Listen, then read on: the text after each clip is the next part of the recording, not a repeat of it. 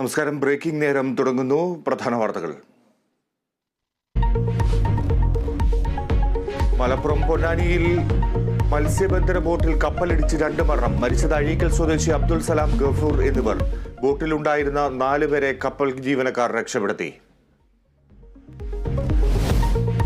RMP നേതാവ് KS ഹരിഹരന്റെ വീട് ആക്രമിച്ചതിൽ 3 പേർക്കെതിരെ കേസ്. പടക്കമെറിഞ്ഞത് നിഗമനം. വീടിന് സമീപത്തെ CCTV കേന്ദ്രീകരിച്ച് അന്വേഷണം. സ്ത്രീത്വത്തെ അപമാനിച്ചതിന് ഹരിഹരനെതിരെ കേസ്.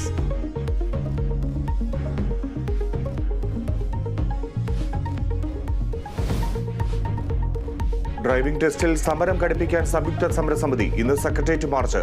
സർക്കുലർ പിൻവലിക്കുന്നതുവരെ സമരം തുടരും.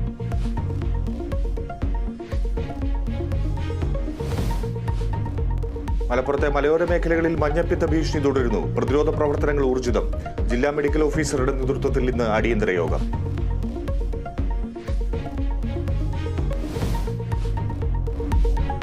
ലോക്സഭയിലേക്ക് 4ാം ഘട്ട വോട്ടെടുപ്പ്. 96 മണ്ഡലങ്ങൾ വിധി എഴുതുന്നു.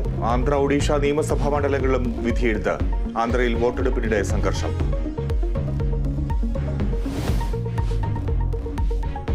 IPL-ൽ ബംഗളൂരുവിന് തുടർച്ചയായി 5ാം ജയം. ഡൽഹിയെ തോൽപ്പിച്ചത് 47 റൺസിന്. ഇന്ന് കൊൽക്കത്ത ഗുജറാത്ത് പോരാട്ടം.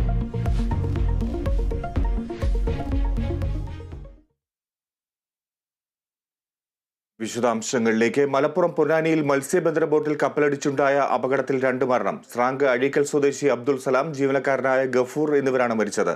ഇന്ന് പുലർച്ചെ 1:30-ഓടെ പൊന്നാനിയിൽ നിന്ന് 38 നോട്ടിക്കൽ മൈൽ അകലെ വെച്ചാണ് അപകടമുണ്ടായത്.